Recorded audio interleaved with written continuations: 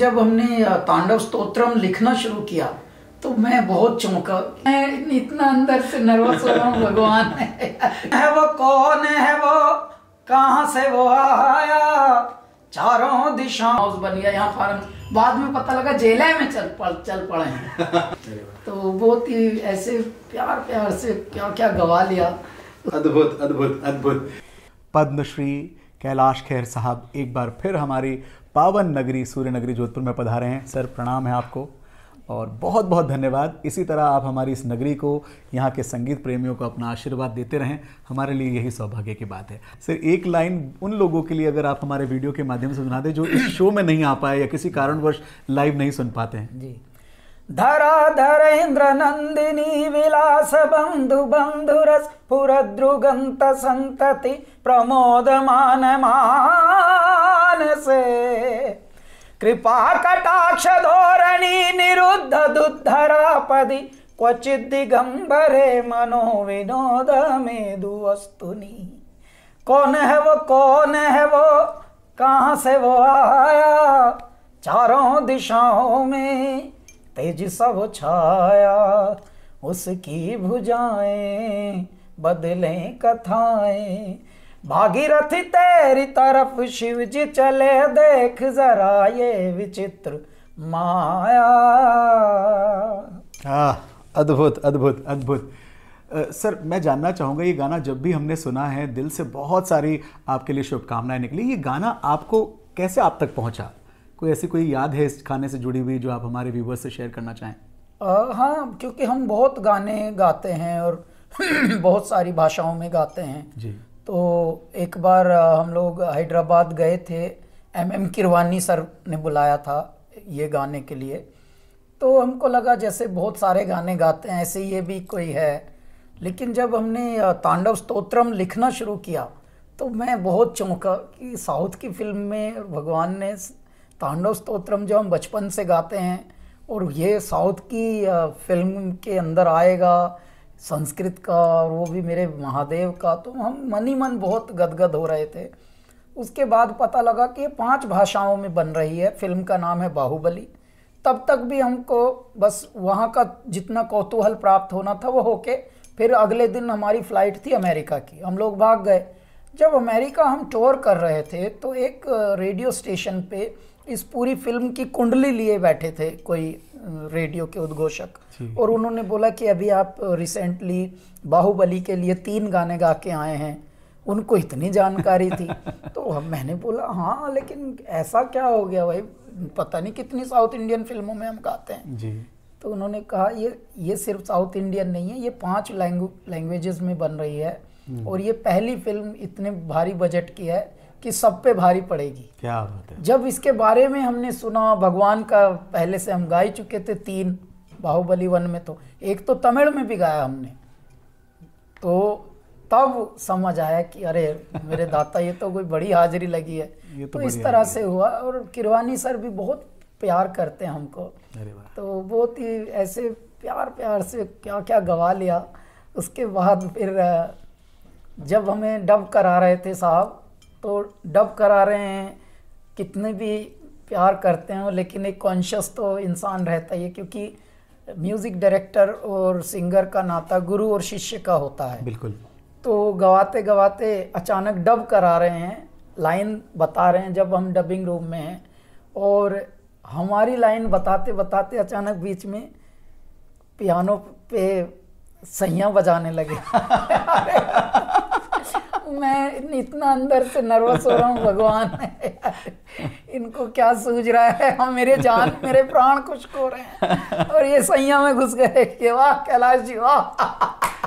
तो हम इतना हैरान हुए हैं, सर मुझे ठीक से पहले गवा तो लो और कहे हमको भटका रहे हैं। सर वैसे तो एक बात आपने नोटिस की है कि कई सारे सिंगर्स आते हैं, गीत गाते हैं, उनके गीत कुछ समय के लिए पॉपुलर होते हैं, पर मैं आज तक इस बात को कहते हुए बड़ा गर्व महसूस करता हूं सर कि मैंने मेरी ज़िंदगी में जितने भी सिंगिंग कॉम्पिटिशन में परफॉर्म किया है वहाँ मैंने तेरी दीवानी गाया, उसके बाद में आपका सैयां, चोक पुराओ, ये ऐसे गाने आपके मुखारबिन से निकले हैं जो मुझे लगता है कि अनंत काल तक सुने जाएंगे, महसूस किए जाएंगे। ये भी एक प्रभु की अलग कृपा है आप पर। सर सामान्यतया सबको लगता है कि जो फिल्म में आता है वो गायक होता होगा जी। परंतु हमको ईश्वर ने गायक के साथ एक विचारक बनाया, एक चिंतक बनाया, और यहीं से हृदय पटल से उद्गम होता है उस गंधर्व रूप का, और यहीं से मेरे दाता बहव निकलते हैं अमृत बेला बनकर जी। तो इस तरह से होता है, शब्द भी यहीं से उगते हैं, ध्वनि भी,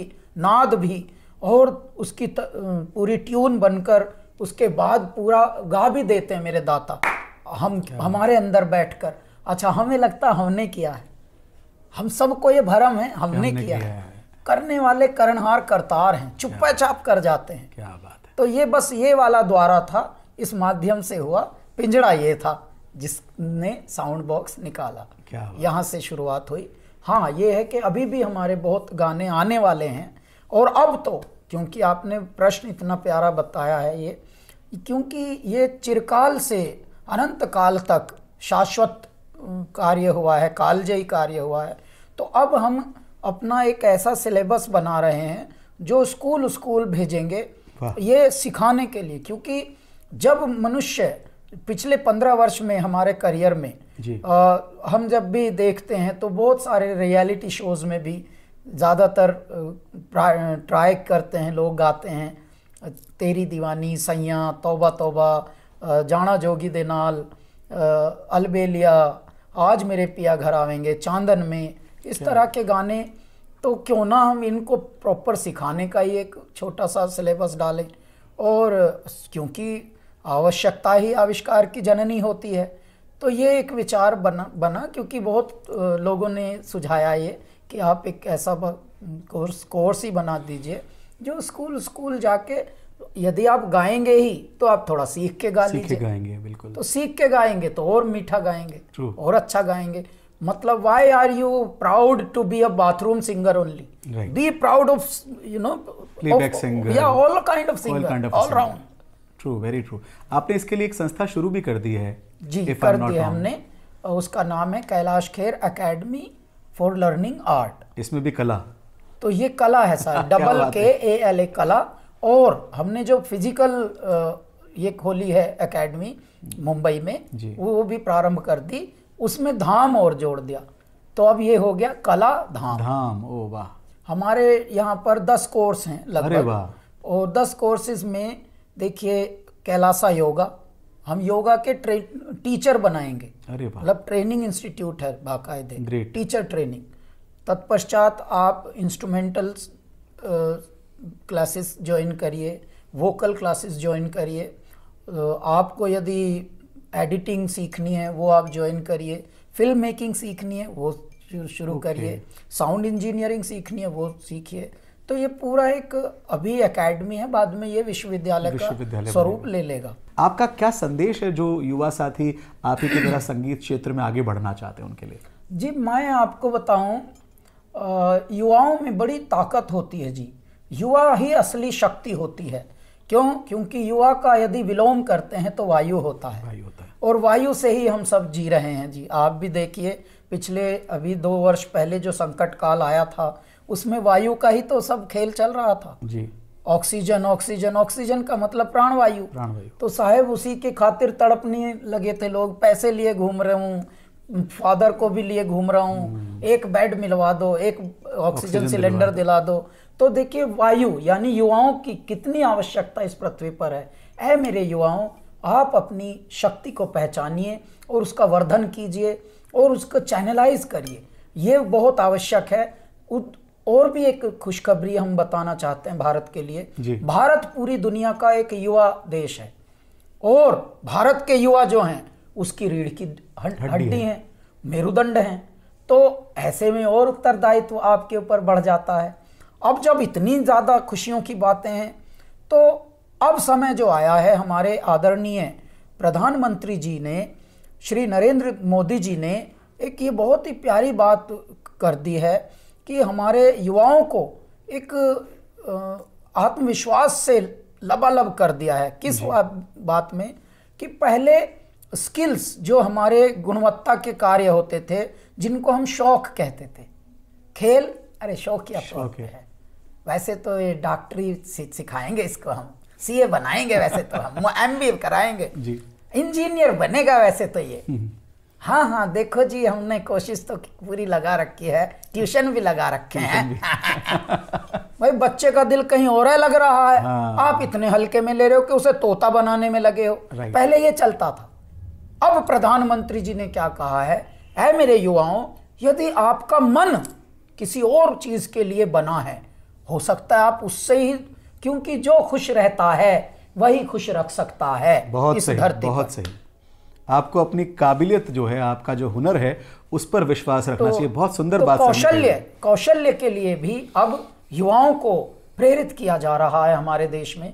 ये कितनी अच्छी बात है। यदि आप में पेंटर बनने की क्षमता है तो आप उसी से आनंदित भी रहेंगे, पैसे भी कमाएंगे जितना जीने के लिए आवश्यक होता है, और आप सम्मान भी कमाएंगे।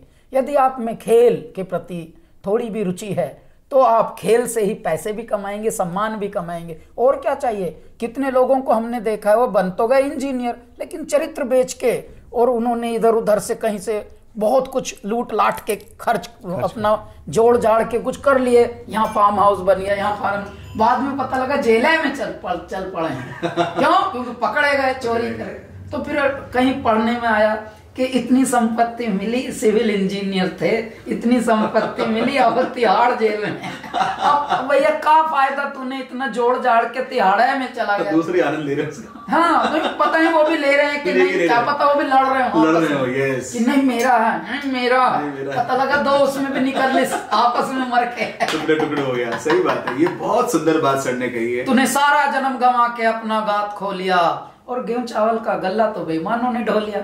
अरे पगलो, बेईमान क्यों पैदा हो रहे हैं? इसीलिए हो रहे हैं। क्यों? क्योंकि एक बेईमान 100 बेईमान पैदा कर देगा। इसलिए ईमान में आप रहें, अपने गुणों को पहचानिए, अपनी शक्ति को पहचानिए, और जितनी चादर परमात्मा ने दी है बस उतने में आनंदित होकर देखिए। साहेब मैं कहता हूं कभी कभी महलों में नींद नहीं आती, लेकिन छोटी सी सिरकी में ऐसी खैर खैर सोते हैं लोग, तो आनंद किस चीज का नाम है? भगवान लोग तो कहते हैं कि भाई एड्रेस कहीं और का दे रखा, रहते कहीं और, ट्रू, वेरी ट्रू। सही, बहुत सुंदर बात। और ये आध्यात्म की जो बातें हैं सर के साथ हमें इसी तरह सुनने को मिलेगी, और ऐसे ही इनके गीतों के साथ हम आगे बढ़ेंगे। बहुत बहुत शुक्रिया सर, एक बार पुनः प्रणाम।